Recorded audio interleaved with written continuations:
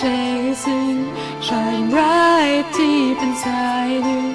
When will you ever let it shine from within and cast all of your fears aside? You'll see the light until that day comes. Hello and welcome back to Kingdom Reviews. I'm your host, the Future Key Bearer, and today we're going to be returning to Olympus Coliseum. Before we can go there, however, we're being summoned back to Hollow Bastion.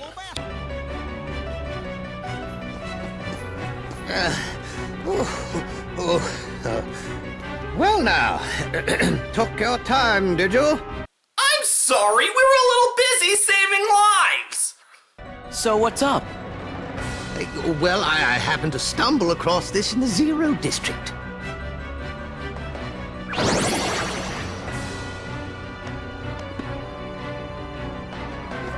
Pooh's storybook. Okay, long story short, this sets up the Torn Pages side quest for this game. I'll get more into it once we actually talk about 100 Acre Wood. So after all of this, Merlin gives us a summon charm.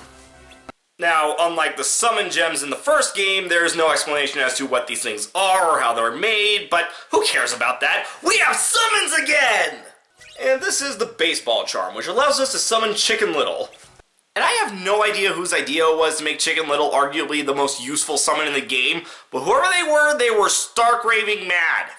Now, don't get me wrong, it's not that I have a problem with Chicken Little. Quite frankly, I really like the character and I have a soft spot for the movie. The thing is, he's the first summon in the game! And what does he have? He has a magnet ability that allows him to draw enemies closer to him and basically incapacitate them for free hits. He's got pretty decent attacks, and good healing abilities. Really, the only thing that's not that good with him is his Limit Break FPS mode.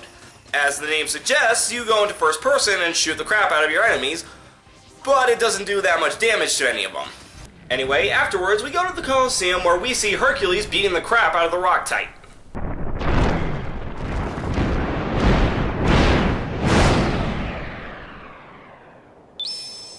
And based on that line of trajectory, he's well on his way to Land of Dragons, where their army could barely handle one guy. Good job, Herc. Meanwhile, it seems like our heroes have gotten themselves a little bit lost. Are you sure this is the Coliseum? It's that way! Oh, guess we were a little off. I find it a little odd that there's just a golden staircase that leads directly from the underworld to Mount Olympus. But then again, Hades does go up there whenever the hell he wants. But before they can leave, they notice a certain damsel in distress. At least I think she is. You are a damsel in distress, right? I'm a damsel. I'm in distress. I can handle this. And you're supposed to be? I'm Sora. He's Donald, and that's Goofy. We came to see how Hercules is doing. You know Wonder Boy? Yeah, we're totally good friends with old Herc. Yeah, 'cause we're heroes too! You mean junior heroes, Donald? Okay, Goofy, you guys have saved the world. You may not have achieved the title of true hero, but you're definitely more than junior. So Meg tells our heroes that the only reason she's even in the underworld is because that Hades has been sending up an almost endless barrage of monsters to fight Hercules. And she's hoping that she can convince him to lay off a little bit so he can get some rest. Honestly, I have no idea what she hoped to accomplish. Hades owes her nothing and has no reason to grant that request. A much better idea is when Sora offers to go see Hades for her. So you make your way deeper into the underworld until you come across one of the organization members. Run away! You know, I was going to use the Monty Python clip, but honestly I think that would have been too obvious. Okay. Sora sums up the audience reaction. Hades is having a conversation with Pete, for some reason, about how to deal with Hercules. Pretty soon the underworld's gonna be standing room only. Say, why don't you just pick somebody already dead and save him the trouble? That's actually a really good idea. I'm surprised Hades hasn't thought of it himself. That is good. And I know just the warrior. Is Hades addressing us? Hades, come out! Bravery or stupidity? You make the call. Meanwhile, with Hades... This time I'm bringing out the mother of all bad guys. Wow. Wonder who that could be. Probably not Maleficent since she's not dead anymore. Chernabog would be a good guess, but he's already been defeated by them. The Horned King, now that would be awesome. Actually, it's a Final Fantasy character, Koopa. Oh. Well, okay, there are a lot of cool Final Fantasy villains. You could do Kefka, Ultimacia.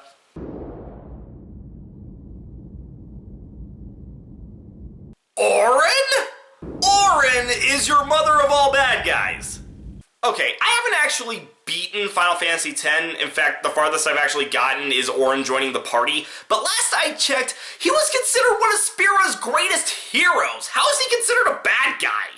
Anyway, Hades offers him freedom from the underworld in exchange for killing Hercules. This is my story, and you're not part of it. Auron may not be a bad guy, but he's definitely a badass. Did you forget who you're talking to? I am the Lord of the Dead! Huh. No wonder no one wants to die. Well, Hades, it's a good thing you're fireproof, because you just got burned! Seriously though, that is probably my favorite joke in the entire series, and I have yet to see it topped. So Sora, Donald, and Goofy come in to see Auron and Hades fighting, and decide to join in. Unfortunately, however, none of your attacks can hurt him. That's right! See, that's the thing. In the underworld, heroes are zeros. Comes with the territory.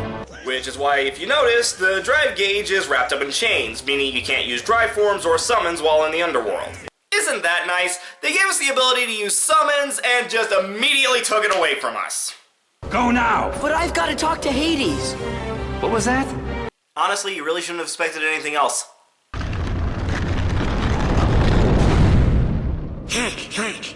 Is he gone? Don't count on it. Huh? Oh! Leaving so soon? See, this is why Hades is my favorite comedic Disney villain. He's such a glorious troll! So you have to make it to the end of this pathway in order to escape Hades. I would argue you should have to escape the underworld in general, but whatever. Dodging his attacks and fighting Heartless. At this point, Auron is in the party, and he is awesome!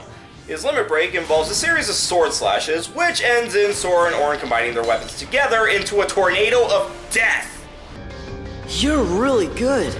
Oh, how bad that line is out of context. It seems we were fated to meet. Maybe you need a guardian. Guardian? Thanks, but no thanks. We already have a guardian. I think. As you continue your way out of the underworld, Hades sicks Cerberus on us. Before we can get to the exit, however, our path is blocked by a locked door. Will that open it? God, I hope so, or else we're fucked. Sora manages to unlock the door while Auron keeps Cerberus busy. Naturally, however, Sora can't just escape and decides to help Auron with the fight. And honestly, I think that every world should have this. That one fight where Sora has to work with just the world-exclusive party member. That's not Ping. This fight against Cerberus is a lot more intense than the one from the first game, and a lot of that has to deal with the awesome reaction commands. Once you defeat Cerberus, they're so mature. As our heroes prepare to leave the underworld, they notice that Auron is nowhere to be found. But they don't make much of it, basically with the mindset of, he's a big boy, he can take care of himself. He comes up with a devious little plan to trick Sora into unlocking it for him. They make their way up to the Coliseum, where they immediately run into Herc. Junior hero's always busy. You know it. I swear that moment was made just for trailers, but screw it, I love it. So Sora tells Herc about their trouble in the underworld, and Herc suggests that in order to get around the underworld's curse, they use the Olympus stone. While he goes to get it for them, he recommends that Sora, Donald, and Goofy go train with Phil. The training is a lot like the first game, except instead of smashing barrels, you're smashing urns. That I have no idea how they stay upright. To be fair though, unlike the first game where the training was really only helpful against the Hercules fight, here the training is useful for the entirety of the Coliseum. After the training, Phil goes to take care of some business, and Hercules returns revealing that the Olympus stone has been stolen. And all the clues point to the organization. But that's not the only thing that's wrong, however. Seems your dear, sweet little nutmeg went and got herself lost in the underworld. You mean you kidnapped her? Well, maybe. But why get caught up in the details? I love how Hades just doesn't even try to deny it. So, unfortunately, Hercules can't go down to the underworld to save Meg because he has to deal with the Hydra today, apparently. Who lets Hades decide Hercules' matches? And so our heroes go in his stead. Once they get down to the underworld, they find Phil, who was apparently down there looking for a backup hero to help Hercules. Two things.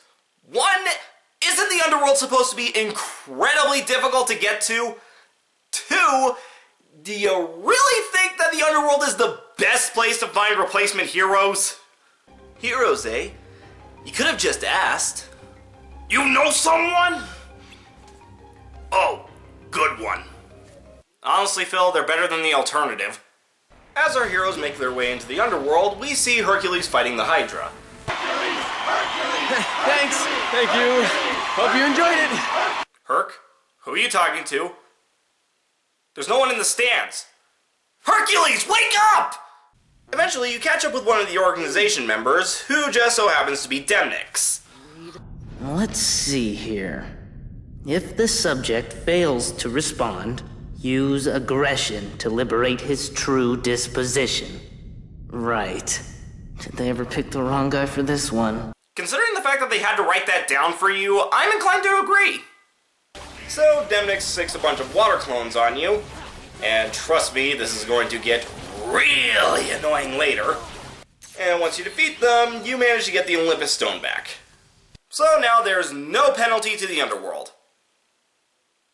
That didn't last long.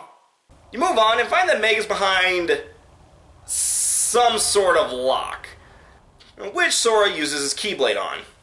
So now you have to protect Meg against the Heartless and Pete. Honestly, this could be a lot more annoying, but it's not very long before Hercules joins the fight. And what's really awesome about this is not only do we finally get to fight alongside Hercules, he doesn't take up a party slot. Yeah, now you got 4 heroes fighting in the same fight. Makes me wonder why the game doesn't do this more often. Anyway, despite our heroes making their escape, Hades is still just tickled pink. Well, if it isn't everyone's favorite hero washout, you really blew it this time. No one likes a sore loser, Hades. Can it, Keyboy? Then let me. No one likes a sore loser, Hades. Owned! Yeah, sticks and stones. Clever. No, seriously, that is actually really good. Anyway, Hades tells our heroes that Hercules fucked up, and the Hydra is still alive and destroying the Coliseum. They return to Olympus to see that Hades was right. And because Hercules isn't in the right mind, Sora, Donald, and Goofy decide to take on the Hydra themselves. We're in. Fun fact, for the first few times I played this game, I had no idea that Meg actually participated in this fight. Yeah, apparently she's off to the side, and when you walk up to her, she gives you HP and drive orbs. Anyway, this fight is a lot of fun.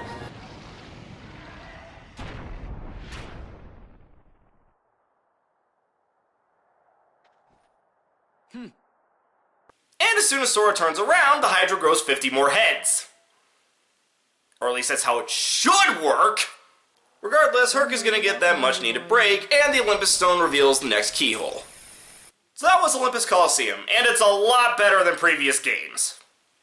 Just exploring the underworld is an amazing addition to this world. It makes it a lot bigger and a lot more fun to explore. Also, Orin is an awesome party member to have, even though he just kind of disappears midway through. Well, that's it for this episode. Tune in next time as we get a little blast from the past.